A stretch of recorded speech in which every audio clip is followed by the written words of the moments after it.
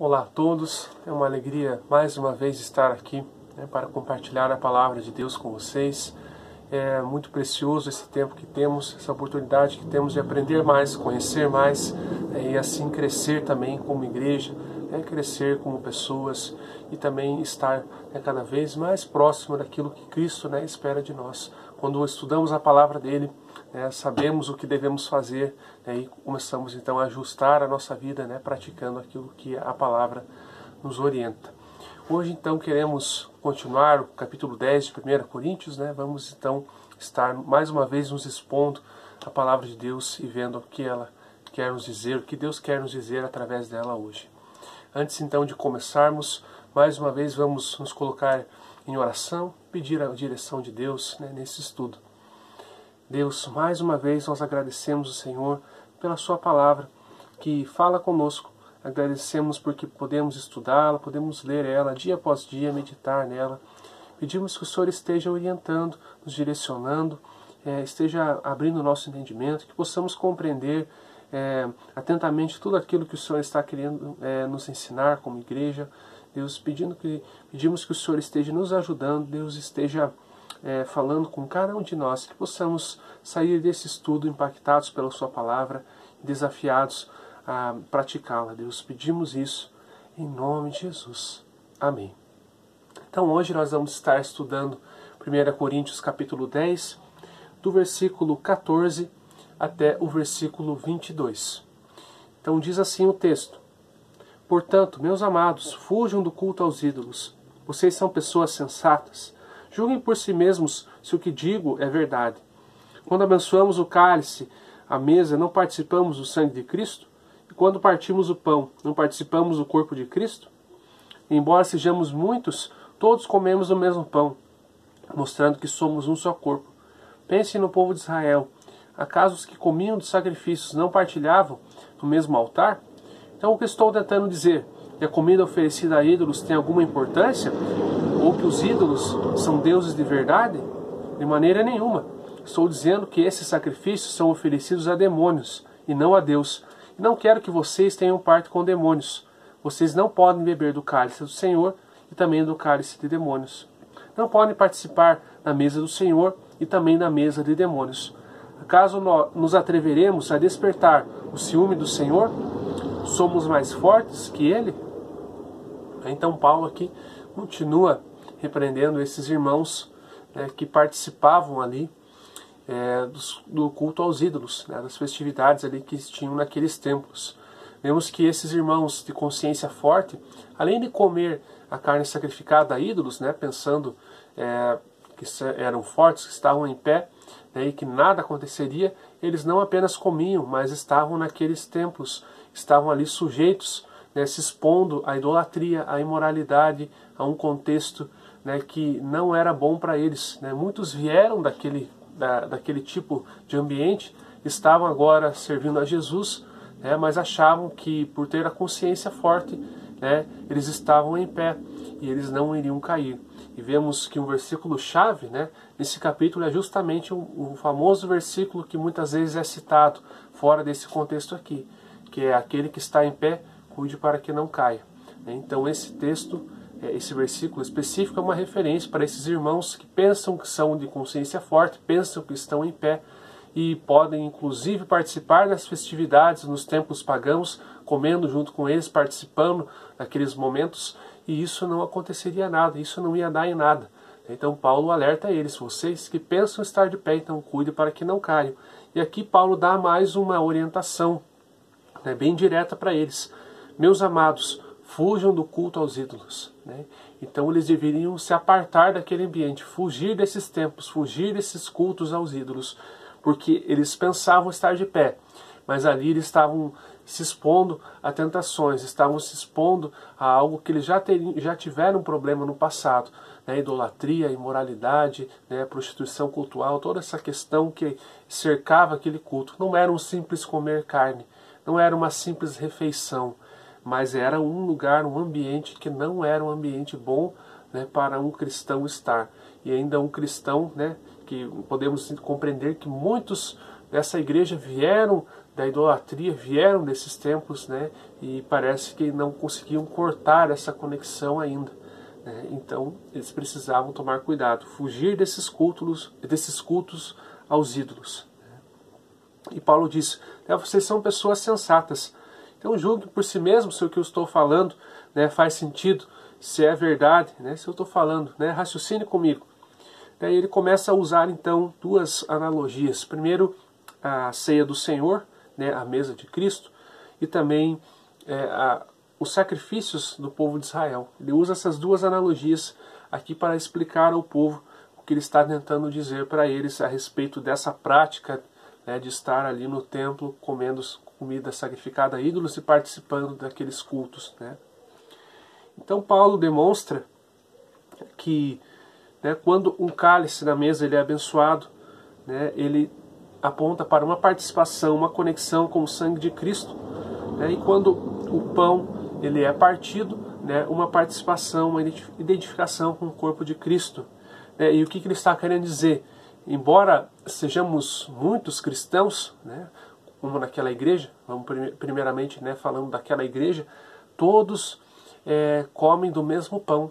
Né, e isso mostra que as pessoas ali, né, ou nós que participamos da ceia, somos um só corpo, uns com os outros, né, e com Jesus. Então Paulo está querendo dizer que quando você se assenta a uma mesa, né, e você está ali participando, então no caso aqui da ceia, né, não é uma simples refeição, não é uma simples refeição, é uma refeição que tem um significado, tem uma profundidade muito grande, que é no sentido de demonstrar a nossa unidade com Jesus, né, e uma unidade também com os irmãos.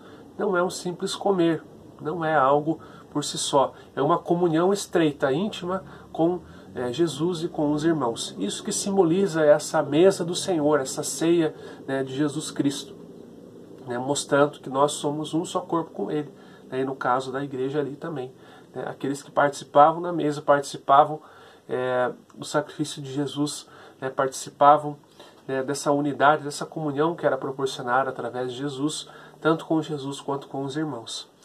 E Paulo usa mais uma analogia, que é o povo de Israel. Né? Sabemos que o povo de Israel tinha a prática de oferecer sacrifícios. Né? Então aqui ele também faz uma comparação que também remonta a uma unidade. Aqueles que comem os sacrifícios, né, eles participam, né, partilham do mesmo altar.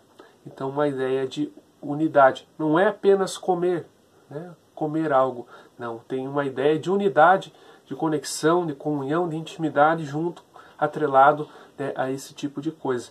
Então Paulo, né, ele está usando essas duas analogias para mostrar para eles que uma refeição não é apenas uma refeição, dependendo do contexto, né, que ela está. Então temos que nos atentar a isso também. E eles não estavam se atentando, né, a esse tipo de coisa. No versículo 19, né, então Paulo ele faz uma pergunta. Então o que estou tentando dizer?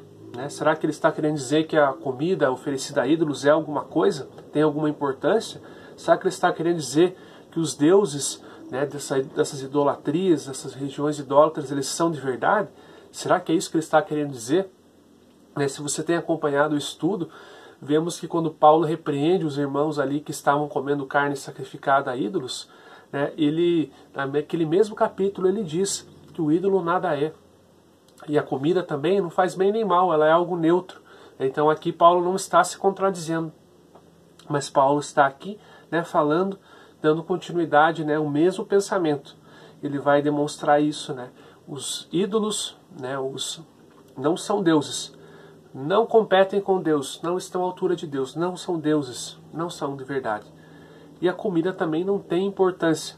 Mas então qual que é o problema de se assentar naquela mesa e comer, tirando o problema do contexto de moralidade, né, e de idolatria ali? Qual que é o problema? Né, se o ídolo não é nada e se a comida também não tem importância?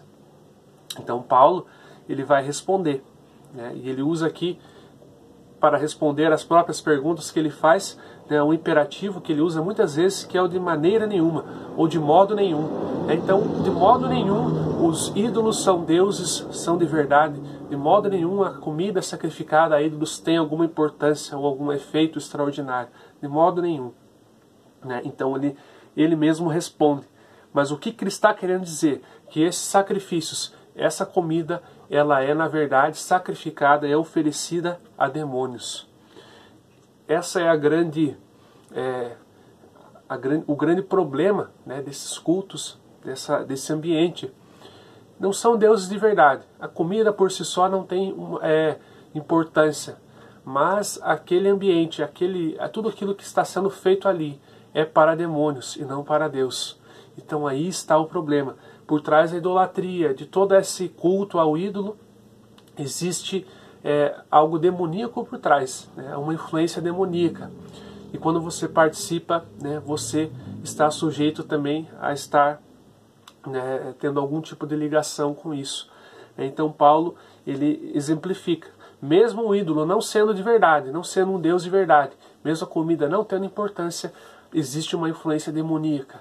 E esse é o grande problema aqui no ambiente, nesses cultos, né, aos ídolos. Então Paulo esclarece isso para eles, né, deixa bem claro isso. E ele não quer que os irmãos, né, eles participem, né, partem com demônios. Paulo não quer isso, por isso que ele está alertando os irmãos aqui, né, de Corinto. E ele diz que não tem como participar da mesa do Senhor e também da mesa de demônios. Não tem como participar das duas coisas. Não tem essa possibilidade. Então é algo sério, né? Deus, ele não tolera esse tipo de coisa. E no versículo 22 nós vemos qual é a reação de Deus, né, em relação a todo esse contexto, né, essa prática aqui dos irmãos, né? E vemos que isso, né, desperta o ciúme do Senhor, a ira do Senhor. Sabemos que Deus, ele é o único Deus e ele espera que nós o adoremos e rendamos glória a ele e reconheçamos que apenas ele é o Senhor e não outros ídolos, né? E venhamos a participar desses cultos dedicados a ídolos. Então Deus, ele espera, né, que o ser humano sirva a ele e reconheça que apenas ele é o Senhor. Deus, ele quer nós por completo, né? Não quer uma pessoa dividida, que ora serve ele e ora serve demônios. Não existe como, ou você serve a Deus 100%, ou você não está servindo a ele. Não tem como participar da mesa do Senhor, ou seja, ter união com Jesus e com os irmãos, tendo união com demônios, né? Não tem como ao mesmo tempo fazer isso, né? Não tem como. E essa pergunta que Paulo faz: acaso nós nos atreveremos a despertar o ciúme do Senhor, né? O ciúme do Senhor, a ira do Senhor, com essas atitudes? Creio que nós não devemos provocar isso, não devemos fazer isso, né? Atitude semelhante que o povo de Israel muitas vezes tinha, se envolvendo com idolatria, né? Despertando o ciúme do Senhor e atraindo sobre eles juízo, exílio, né? Algum tipo de punição, para que assim o povo passasse por momentos de provações, assim fossem purificados, né? E os remanescentes continuavam seguindo a Jesus, continuavam andando com Deus, né?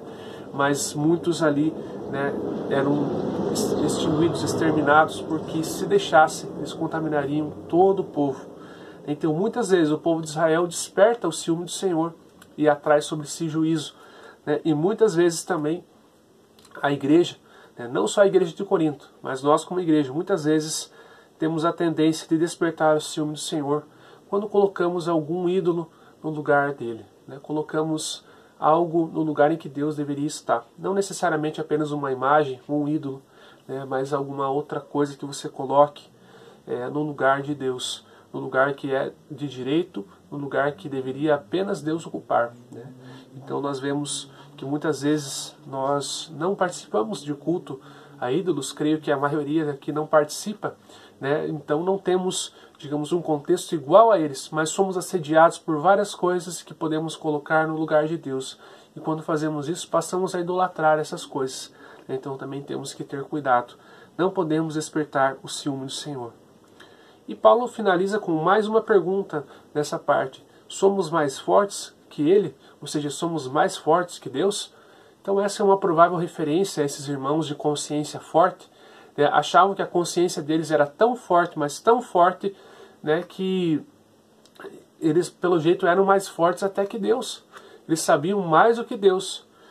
A consciência humana não deve ser o parâmetro para o qual nós usamos para dizer o que é certo e errado em todas as situações, em todo momento.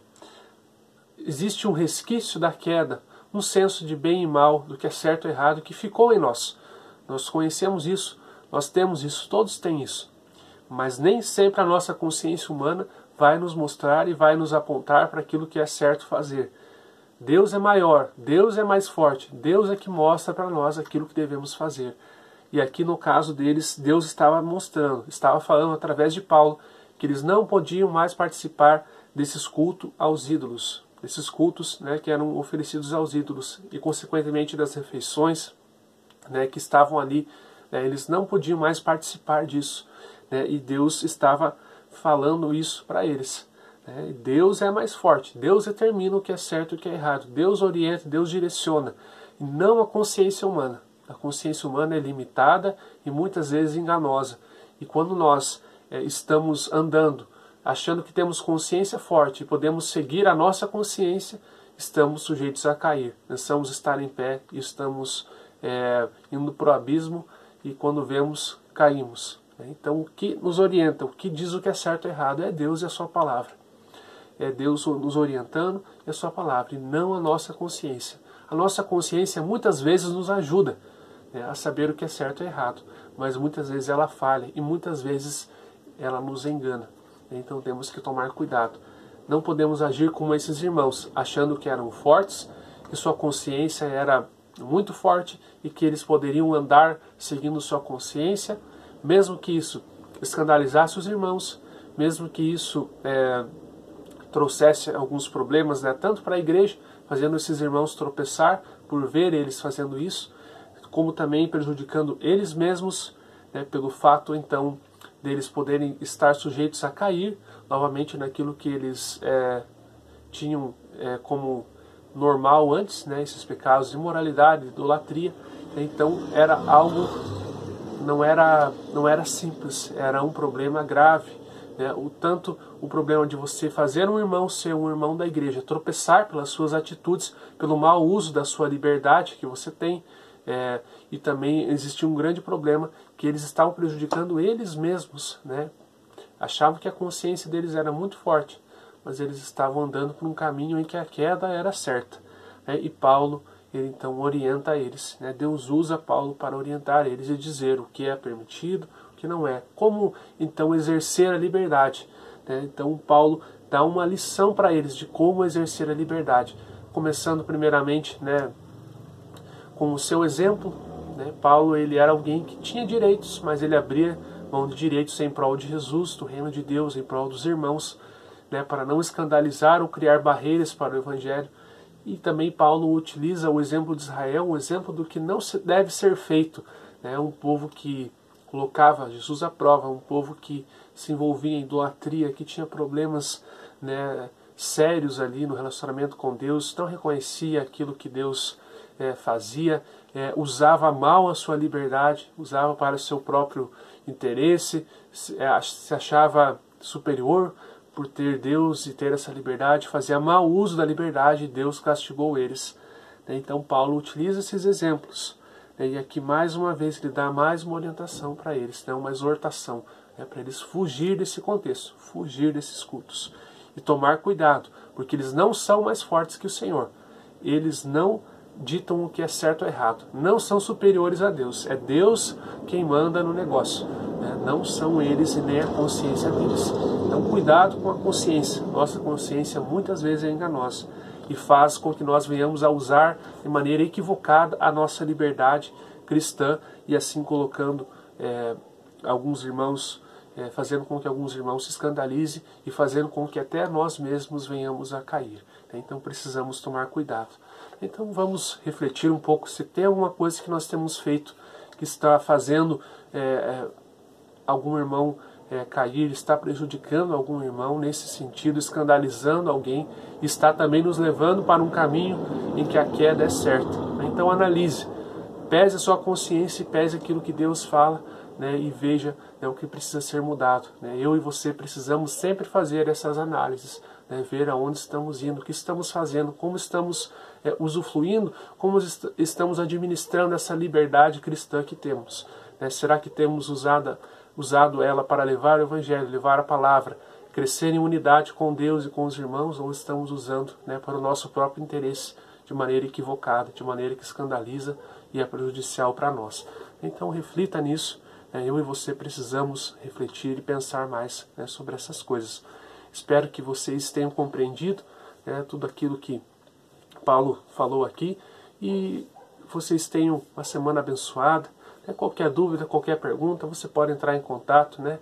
Se você alguma coisa lhe chamou a atenção, também pode nos escrever. Nós estamos abertos e gostamos também de ouvir os irmãos. Então, que Deus abençoe vocês e qualquer coisa também estamos à disposição. Amém.